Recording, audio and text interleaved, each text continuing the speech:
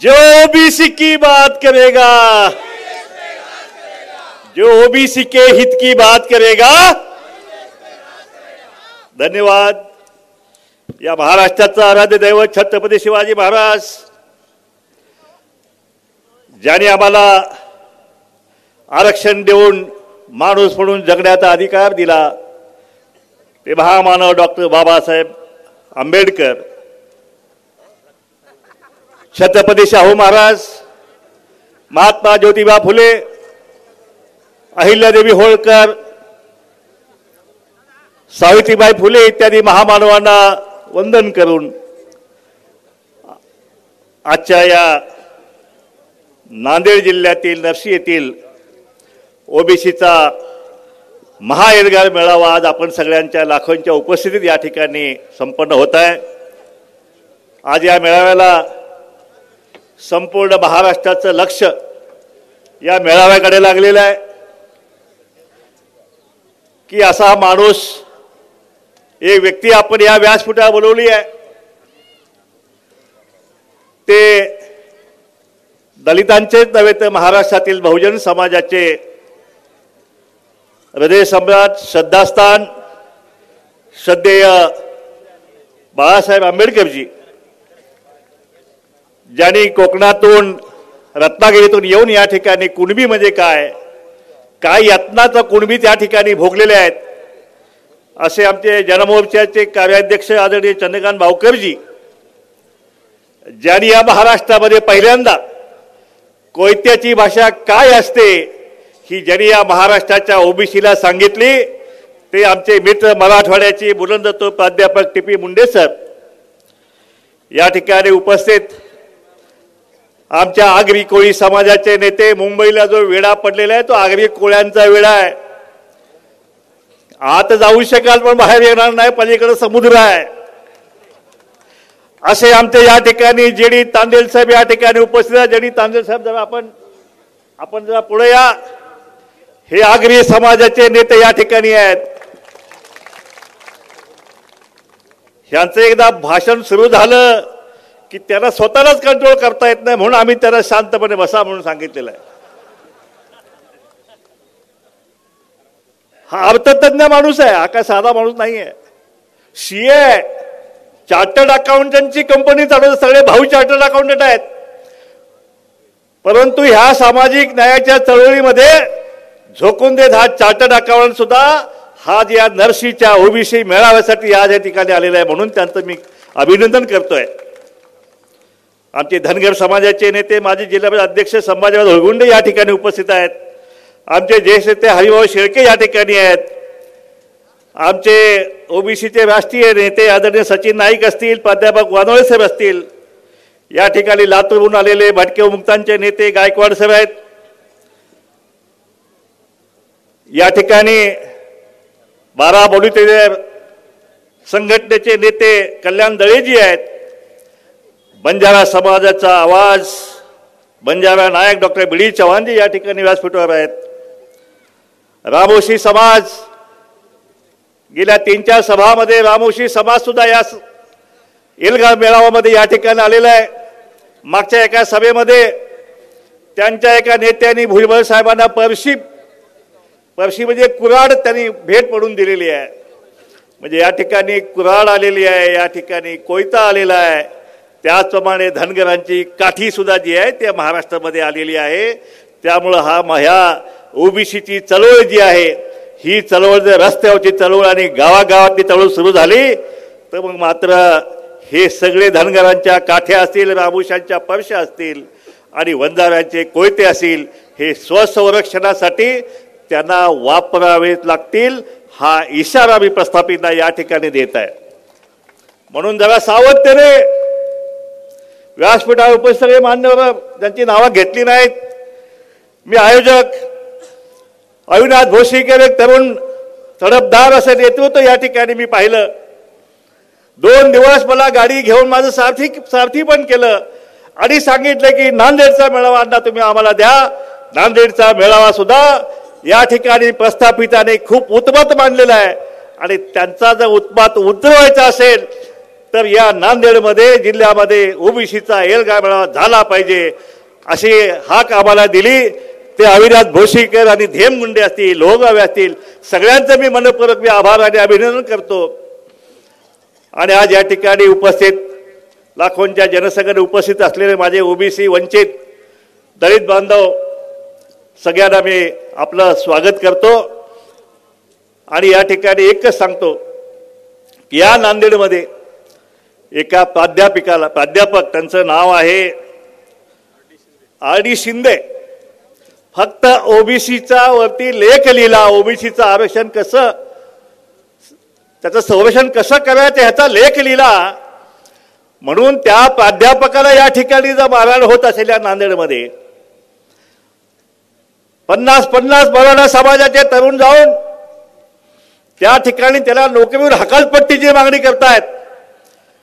पहिल्यांदा आम्ही या सगळ्या घटनेचा निषेध करतो आणि महाराष्ट्र शासनाला आव्हान देतो की जी कोणी अवलाद या आमच्या प्राध्यापकाला हात लावलाय त्याच्या हातात बेड्या आपण ठोकणार का नाही, हा माझा सवाल या राज्य शासनाला आहे.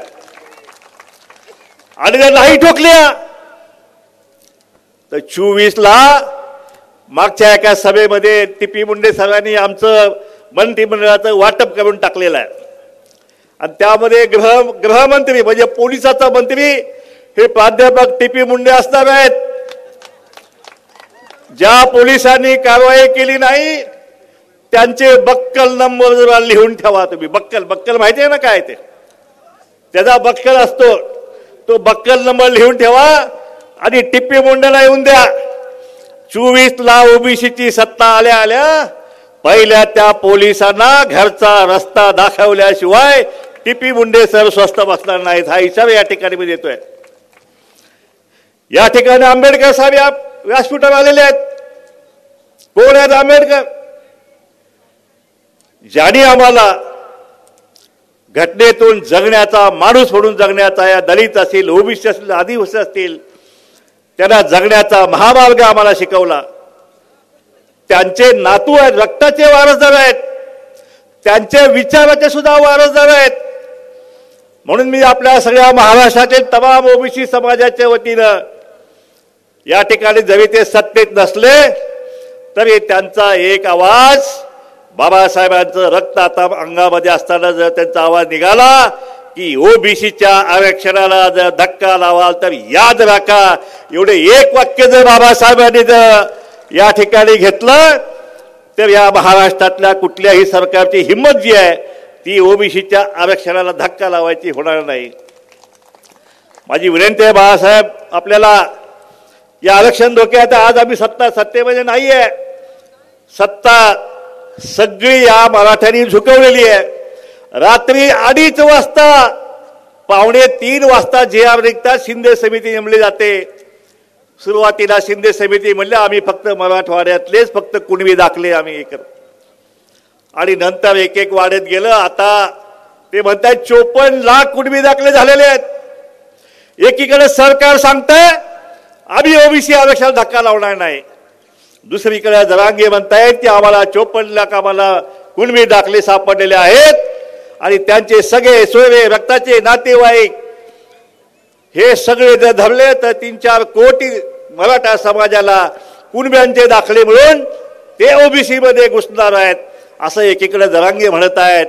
आणि तिथंच खरी आमची की आमचं म्हणणं आहे की एक पण दाखला जो आहे 54 लाख जाऊ द्या, एक सुद्धा कुणब्यांचा दाखला आम्हाला मंजूर नाही.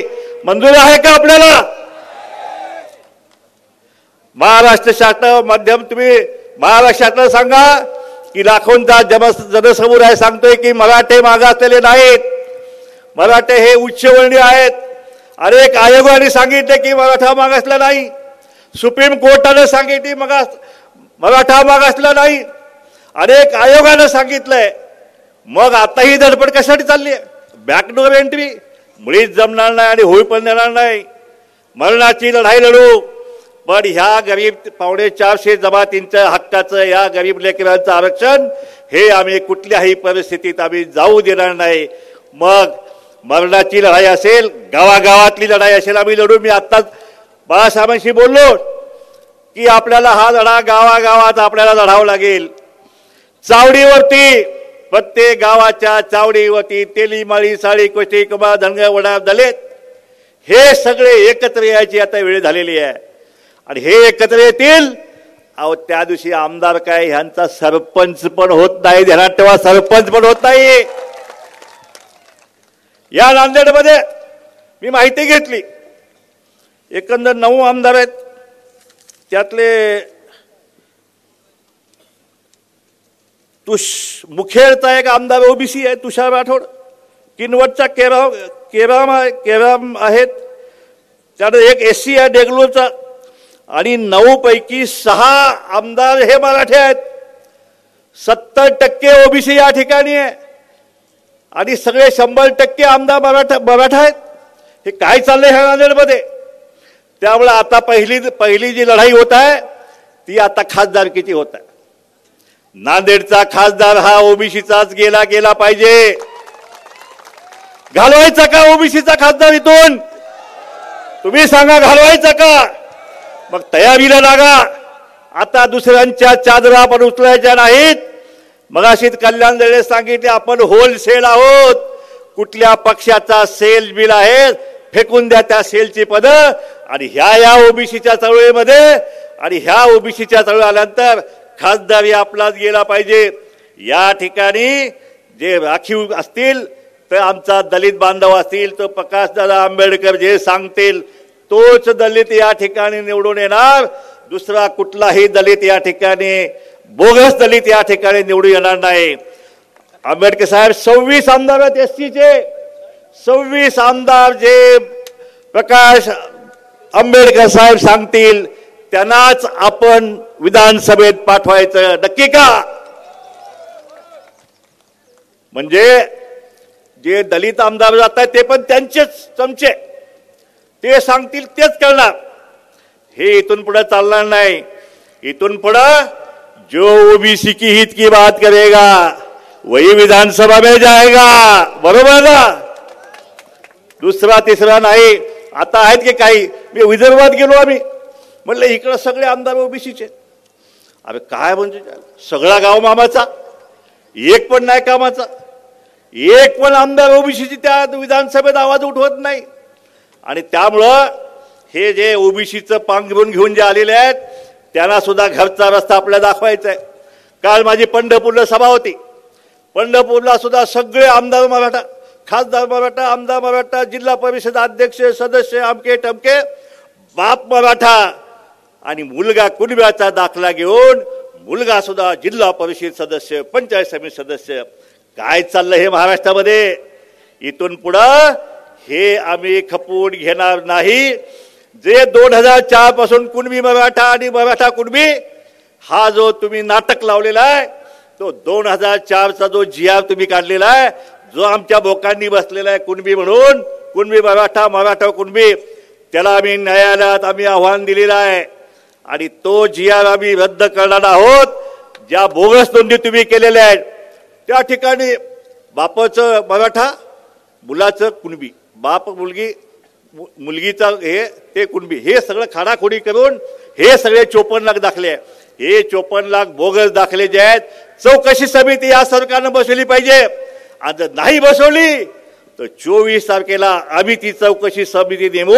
आणि हे सगळे बोगस दाखले 5-5 लाख, 2 इलेक्शन आले की 2 लाखात दाखला, 5 लाखात दाखला, तहसीलदार दाखले जो मोकळे होतात. आणि आमच्या बोकांडे अजून एक मराठा जो आहे आमच्या हक्काचं हे राजकीय आरक्षण एखादं पद विचार घेते ते पण ते हिसकावून घेत आहेत. त्यामुळे हे इथून पुढे होणार नाही. आता जरांगे मुंबईला निघालेत 10 लाख गाड्या.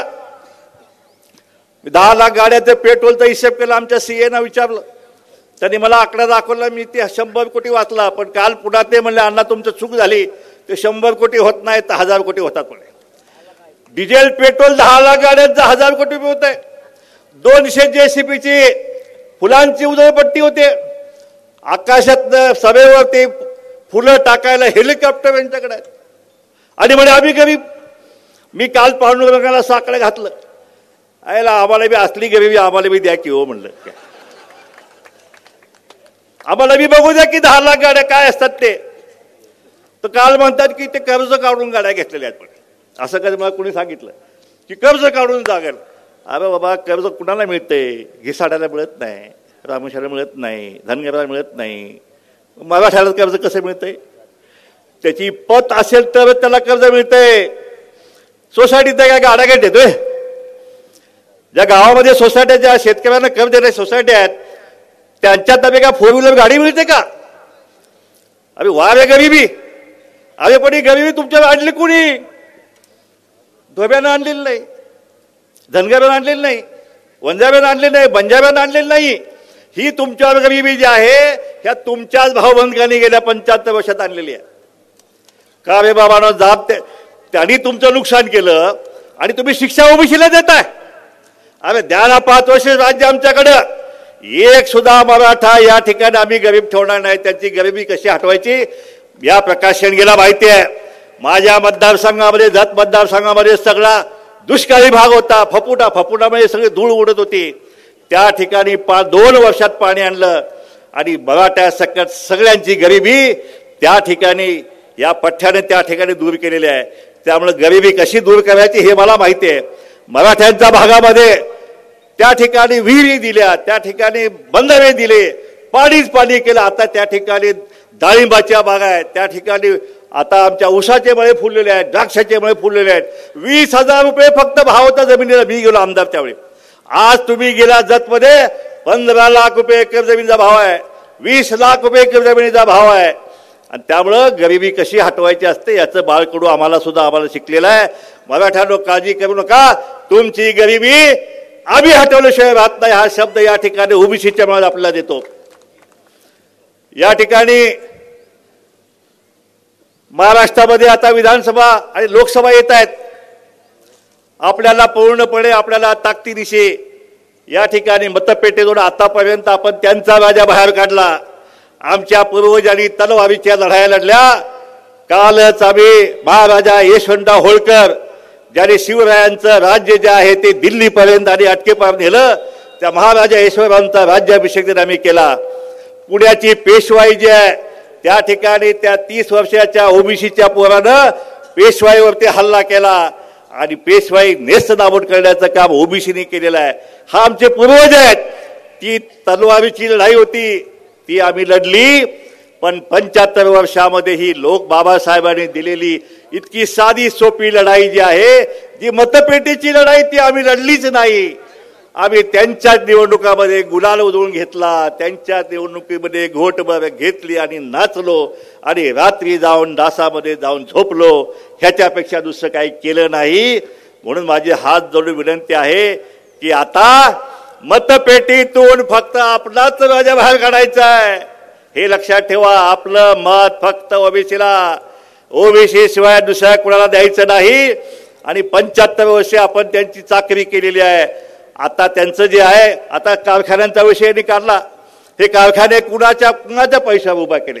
तुमच्या आमच्या पैशावर हे कारखाने उभा झालेत. आज ऊसतोड कामगाराला दर द्यायला तयार नाहीये. साखरेचा भाव 38 रुपयावर गेलेला आहे, तरी पण ह्या ऊसतोड कामगाराला भाव द्यायला तयार नाहीयेत. मुंडे साहेब, त्या कारखान्यांची यादी मी काढायला सांगितलेली आहे सभासदांची. त्यामध्ये सुद्धा 60% ओबीसी मतं आहेत. आपली सत्ता येऊ द्या, यांचे कारखाने सुद्धा जे आहेत ते आपण त्यांच्याकडून हिसकावून घेतल्याशिवाय आणि आपला ओबीसी त्या ठिकाणी कारखान्याचा मालक केल्याशिवाय आपण स्वस्थ बसायचं नाही. हा या ठिकाणी संकल्प आपण या ठिकाणी आपल्याला करायचा आहे.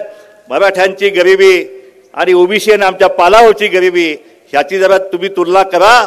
महाराष्ट्र सरकारला माझं या ठिकाणी इशारा आहे की तुम्ही आता जरांगे मुंबईला येत आहेत. आम्ही पण मागणी केलेली आहे. आझाद मैदान जे आहे ते आम्ही मागितलेलं आहे. आम्ही 28 तारखेला मागितलं आहे, मराठ्यांनी 3 तारखेला मागितलेलं आहे. आणि आम्हाला ते मैदान जे आहे ते क्रांतीचं मैदान आहे, ते आम्हाला मिळालं पाहिजे. आमचे लक्ष्मण गायकवाड या ठिकाणी नाही आहेत, ज्यांची भाषा तुम्ही ऐकली आहे की आम्ही पळणाऱ्या डुकराला बुक्कीत मारणारी आमची जमात आहे, आमच्या नादाला लागायचं नाही. हा इशारा आपल्या गायकवाड साहेबांनी दिलाय. त्यांचा मला फोन आला, आपल्याला आझाद मैदान आंदोलन करायचं आहे. 2000 गाडवं तयार ठेवलेली आहे. आता डुकरांची सुद्धा तयारी चालू आहे. घोड्यांची खेचरांची तयारी सुरू आहे, मेंढरांची तयारी सुरू आहे. आमचं पण आंदोलन जे आहे ते 20 तारखेला मुंबईमध्ये आमचं होणार आहे आणि त्यामुळं तुम्हाला आम्हाला परवानगी द्यावीच लागेल. प्रत्येक जिल्ह्यामध्ये इकडे जरांगेचं आंदोलन चालू असेल, इकडे राज्यामध्ये ओबीसीचं सुद्धा आंदोलन त्या दिवशी आपल्याला चालू ठेवायचं आहे. आपली मागणी आहे की जातनिहाय जनगणना, आपल्या आरक्षणाला धक्का लागता कामा नये. जातनिहाय जनगणना ही झालीच पाहिजे. जो मराठ्यांना तुम्ही 5,500 कोटी दिले, 70,000 मराठ्यांच्या पोरांना 15 लाख रुपये दिले. अरे का रे बाबांनो, तुम्ही द्या त्यांना, पण ही आमची ही ओबीसीची पोरं काय सवतीची आहेत का? त्यांना पण द्या ना तुम्ही. ते तुम्ही देणार नाही म्हणून आमची मागणी आहे, जे मराठ्याला तुम्ही निधी दिला तो एवढाच निधी जो आहे तोही तुम्हाला आम्हाला दिला गेला पाहिजे. आणि जोपर्यंत ह्या दोन्ही गोष्टी होत नाहीत तोपर्यंत आमचं आंदोलन संपणार नाही. 20 तारखेपासून आपण आंदोलनाची घोषणा केलेली आहे. माझी आपल्याला हात जोडून विनंती आहे की आपण हे आंदोलन जे आहे जसे ते चालवू शकतात, 10-12% मराठी आंदोलन करू शकतात आणि 60% ओबीसी करू शकत नाहीत का? आपणही केले गेलं पाहिजे आणि ते आपण करावं असं आपल्याला आव्हान करतो. आणि पुन्हा एकदा या ठिकाणी या अशा उन्हातानामध्ये आपण लाखोंच्या संख्येने या ठिकाणी आलात आणि ही सभा यशस्वी करण्यामध्ये आपण सगळ्यांनी हातभार लावलात, त्याबद्दल मी आपल्या सगळ्यांना आपला धन्यवाद देतो. आणि या ठिकाणी 20 तारखेचं आंदोलन तुम्ही सक्सेस करावं असं आव्हान करतो आणि थांबतो. जय हिंद, जय महाराष्ट्र, जय मल्हार, जय ओबीसी.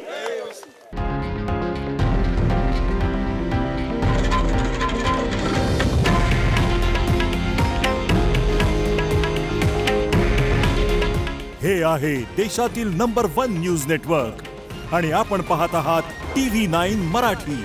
काळजी तुमची, हित महाराष्ट्राचं.